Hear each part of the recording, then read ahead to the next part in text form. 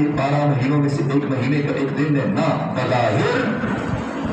عاشور سال کے 12 مہینوں میں سے ایک مہینے کا ایک دن ہے، لیکن بباطن یہ ایک دن ازل سے لے کے ابد تک پورے سلسلے زمان پر محیط ہے۔ امام حسین نے وقت کی تنابیں کھینچی ہے۔ امام حسین کا یہ انتخاب ہے، یہ 72 ساتھی جس شخصیت کی آپ بات کریں، آپ جس سے شروع کریں، بچہ ہے تب، غلام ہے تب، بوڑھا ہے تب، پہلے تو جا رہے بعد میں جا رہے۔ آپ دیکھیں سب سے پہلے شہید ہونے والے حضرت مسلم ابن عوف ہے۔ آپ کا شرف آپ کا مقام، البتہ جناب مسلم ابن عوف سب سے پہلے نہیں گئے، سب سے پہلے میدان میں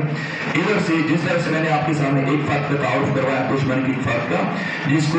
دویل یہ عمر میں ساتھ کا جو خصوصی محافظ تھا اور بہت دلوں مند تھا، قبول جسہ اس کے بارے میں مشہور تھا کہ 1000 افراد کے ساتھ لڑنے کی صلاحیت رکھتا ہے، یعنی اگر یہ میدان میں آئے تو اس لشکر کی جو ذہنی اور قلبی کیفیت ہے وہ 1000 افراد کی تائید کے برابر ہو جاتی تھی۔ اس کے بعد 2 اور افراد تھے جن پر دشمن کو بہت گمان تھا۔ سب سے پہلے روز عاشور میدان کربلا میں دشمن کی طرف سے جو 2 افراد آئے ہیں، ایک کا نام سالم ہے، ایک کا نام یسار ہے۔ یسار زیاد کے جو محافظ دستہ تھا، چونکہ اس کو خوف رہتا تھا تو اپنے لیے اس نے جیسے آج کل ہمارے سیاست مدار ہے، حکمران دائیں بائیں آگے پیچھے اپنے محافظ رکھتے ہیں ان کے ساتھ اسلحہ بردار سے بھائی، اسی طرح سے زیاد نے جو اس کی ٹیم تھی اس کی محافظت پر معمول تھی، تو ان کا چونکہ اہل کوفہ سے اس کو بہت خطرہ تھا،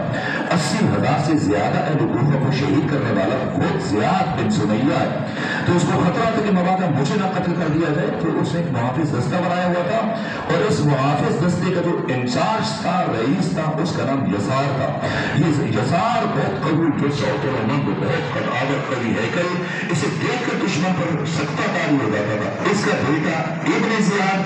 اس نے بھی اپنے محافظ دستے کے جو انچارج رکھا ہوا تھا اس کا نام تھا سالم۔ سب سے پہلے روز عاشور میدان کربلا میں نماز فجر جیسی تمام ہوئی، اس کے فوراً بعد سے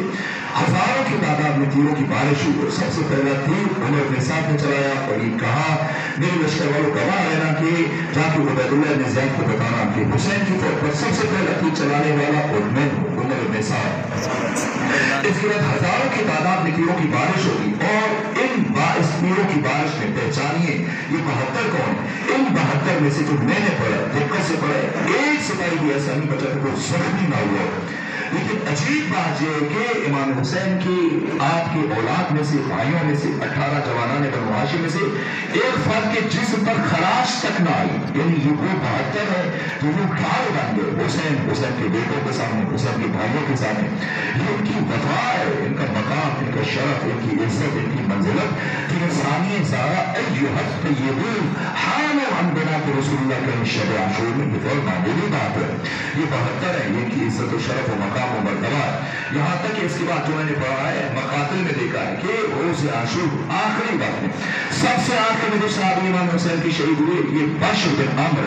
یہ آخری، اس کے بعد پھر بنو ہاشم کی اولاد رقیق کی قربانیاں شروع ہوئی، لیکن بشر بن عمر جب شہید ہوئی تب تک بنو ہاشم کا کوئی ایک بچہ، کوئی ایک جوان زخمی نہیں ہوا تھا، تب تک خود امام حسین کے جسم پر بھی کوئی زخم نہیں لگا تھا۔ اس طرح سے یہ 72 کا کردار ہے، یہ ان کا شرف ہے، یہاں تک کہ خود چلے بشر بن عمر تو سب سے آخر میں شہید ہوئے، اس کے بعد بنو ہاشم ایک صحابی جو خود امام حسین کے بعد شہید ہوئے روز عاشور میں، جناب عامر بن سہیل، یہ جناب عامر بن سہیل کے جو زخمی ہوئے لاشوں کے نیچے اٹ گئے اور پھر بے ہوش ہو گئے پیاس کی وجہ سے، پھر جب آقا کی شہادت ہو چکی اس کے 2-3 گھنٹوں کے بعد انہیں ہوش آیا اور جب آنکھ کھلی اور جب ساری کیفیت میں ان کو علم ہوا کہ یہ ہو چکا ہے کربلا میں، تو اب گھر کو طرف چلے جاتے کہ چلو حسین کو شہید ہو گئے، جیسے جنگ احد میں تب یہ آواز بلند ہوئی تھی، ابلیس نے آواز بلند ہوئی تھی کہ پیغمبر اسلام قتل کر دیے، تو بہت سارے افراد بھاگے اور ان کا کہ جب پیغمبر قتل ہوگا تو ہم زندہ رہ کے کیا کریں گے۔ یہ حسین ابن علی کیوں فرمانے شب عاشور کہ انی لا اعلم صحابا اوفا من صحابی، میرے علم میں نہیں کوئی ایسے صحاب جو میرے صحاب سے زیادہ کا مقام، جنگ تو ختم ہو چکی ہے تو چلے عامر بن سہیل گھر کو چلے گئے، لیکن نہ اٹھے، ایک ہاتھ میں خنجر ہے، ایک ہاتھ میں تلوار ہے، 23 دشمنوں کو قتل کیا ہے اور زخمی حالت میں ایک پھر جنگ کی ہے، پھر شہید ہوئے ہیں کربلا والے۔ اگر آپ دیکھیں سب سے پہلے شہید اگرچہ مسلم ابن عوف ہے، لیکن سب سے پہلے جو جب یہ 2 افراد آئے بڑا ناز تھا عمر ابن سعد ان 2 افراد پر، اور عبید اللہ ابن زیاد نے کہہ کے بھیجا تھا کہ جنگ جب شروع ہونے لگے تو سب سے پہلے سالم اور یسار کو بھیجا، اور یہ کہہ کے بھیجا تھا عبید اللہ بن زیاد نے کہ اے عمر بن سعد، حسین اور حسین کے سپاہیوں اور ساتھیوں کے لیے میری جو افراد کافی ہیں، تمہارے کسی سپاہی کو زحمت نہیں کرنی پڑے گی۔ یہ سالم اور یسار اس درجہ قوی ہیکل قوی جثہ قومن طاقتور تھے۔ جب یہ آئے اور جیسے انہوں نے مبارزہ طلب کیا تو سامنے سے جناب بریل بن خزیر حمدانی اور حبیب ابن مدار اٹھے۔ جب یہ اٹھے ان کے مقابلے میں جانے کے لیے امام حسین علیہ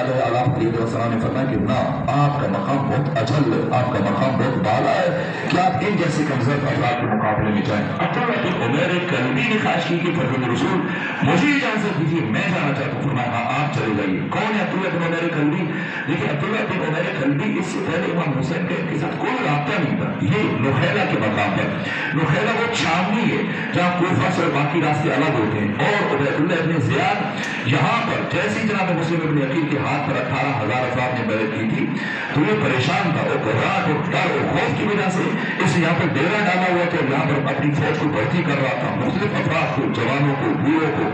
اور یہاں پر بیٹھا ہوا تھا۔ حتیٰ جو کسی کام سے جا رہا ہے اسے بھی پیسے دیتا ہے، درہم و دینار کی تھیلی ہوتا ہے، وہ کہ جو پہنچو نینوا میں پہنچو، کربلا میں پہنچو۔ یہ یہاں پر نخیلہ سے قریب میں ان کی زراعت کرتے تھے، ان کے پھلوں کے باغ تھے، کھجوروں کے باغ تھے، سبزیاں کاشت کرتے تھے۔ عبداللہ بن عمیر کلبی جب یہاں پر لوگوں کو کوٹا جا رہا تھا، تلواریں تیز کی جا رہی تھی، نیزے تیار کیے جا رہے تھے، سپاہی جنگ کی تیاری کر رہے تھے، تو یہ لوگوں کی جھنکار کی آوازیں ان کے کان تک پہنچی تو یہ اپنے کام چھوڑ کر، اپنے جو کھیتوں سے نکل کر، باغات سے نکل کر آئے، پوچھو یہ کیا ہو رہا ہے، کیا تیاری ہو رہی ہے؟ کہا جنگ کی تیاری ہو رہی ہے۔ کس کے خلاف؟ کہا کہ حسین ابن علی جس نے بغاوت کی، خروج کیا، ان کے خلاف جنگ کی تیاری ہو رہی ہے۔ یہاں تک کہ جب پتہ چلا ساری تفصیلات کو، جب علم ہوا تو وہیں سے یہ آئے، گھر آئے، زوجہ سے کہا کہ میری حسرت تھی کہ میں ختم مطلب کی نصرت میں جہاد کرتے ہوئے شہید ہوتا، لیکن مجھے سعادت نہ ملی، لیکن آج اللہ نے مجھے ویسی ہی سعادت عطا فرما دی ہے کہ خود حسین جو خود نفس رسول ہیں، جو منیت رسول کی منزل پر فائز ہیں، اور سارے دشمنوں کے مقابلے میں جمع ہو رہے ہیں، تو میں جانا چاہتا ہوں اور تم سے اجازت چاہتا ہوں۔ یہاں پر جناب عبداللہ بن عمیر کلبی کی زوجہ نے کہا کہ ایک شرط پر اجازت دوں گی کہ مجھے بھی اپنے ہمراہ لے کر جائیے۔ جناب عبداللہ بن عمیر کلبی ان کو بھی لے کر گئے، یہ پہنچے جناب عبداللہ بن عمیر کلبی میدان کربلا میں 6 محرم کو جناب حبیب ابن مدار پہنچے ہیں، اور تقریباً 6 محرم کو جناب عبداللہ ابن عمیر کلبی بھی پہنچے ہیں میدان کربلا میں۔ اور جب یہ پہنچے تو پھر 4 دن خود امام حسین کے ہمراہ گزارے۔ آج جب انہوں نے خواہش کی تو امام نے فرمایا ٹھیک ہے آپ چلے جائیں، اور جب عبداللہ ابن عمیر کلبی گئے سب سے پہلے یسار پر حملہ کیا، اور آگے باہر میں میری لوگوں کو یقین نہیں آ رہا تھا، آگے باہر میں ہر غلط کی طرف سے مٹا دیا، توہین کر دیا، اور اب اس نے سالم نے پیچھے سے آ کے اچانک سے وار کیا، اور انہوں نے چونکہ ان کے پاس ڈھال نہیں تھی، امام حسین کے سپاہیوں کے پاس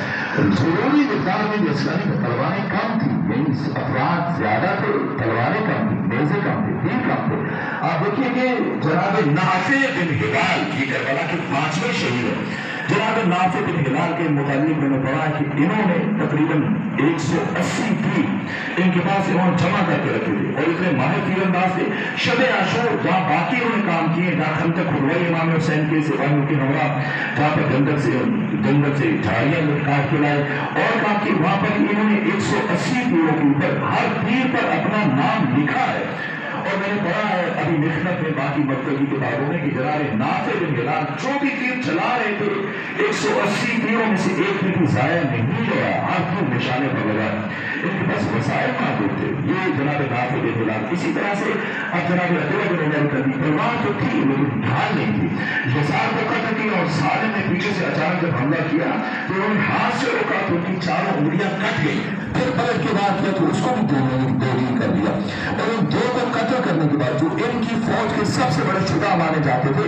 اب دربار میں اس میدان میں سارا نے کھڑے ہو کر عبداللہ بن عمیر کلبی نے آواز بلند کی، لیکن کوئی آگے بڑھنے کے لیے تیار نہیں ہے، کوئی آگے آنے کے لیے تیار نہیں ہے۔ اتنا روب طاری ہو گیا، اتنا دبدبا، اتنی حیبت، ان کا جو مباحثہ تھا، ان کا جو مکالمہ ہوا یسار اور سالم کے ساتھ کہ تم واپس چلے تو تم اس قابل نہیں ہو کہ میں تمہارے ساتھ، ہم تمہارے ساتھ جنگ کریں۔ تو انہوں نے کیا جواب دیا کہ اس نے کہا کہ جاؤ مسلم ابن اوسا کو بھیجو یا حبیب ابن مدار کو بھیجو، یا آپ کو دوسری جو کوئی اور بڑے افراد کے نام انہیں بھیجو، خدیر بن خدیر حمدانی کو بھیجو۔ تو تمہاری خاندانی شرافت نہیں ہے کہ تم ہمارے مقابلے میں ہو سالم اور یسار نے کہا. تو کہا کہ اے بدکردار اور زانیہ ماؤں کی اولادیں، تمہیں کیا پتا کہ آج کی شب جو گزری ہے جو پیغمبر اسلام کی بیٹی نے ہمیں طیبون کہہ کے خطاب کیا. یہ عبداللہ بن عمیر کلبی یہ آئے، پلٹ کر آئے اور اس طرح سے دیر تک کھڑے مباحثہ. دوسری بات میں آپ کی خدمت میں عرض کر دوں کہ روز عاشور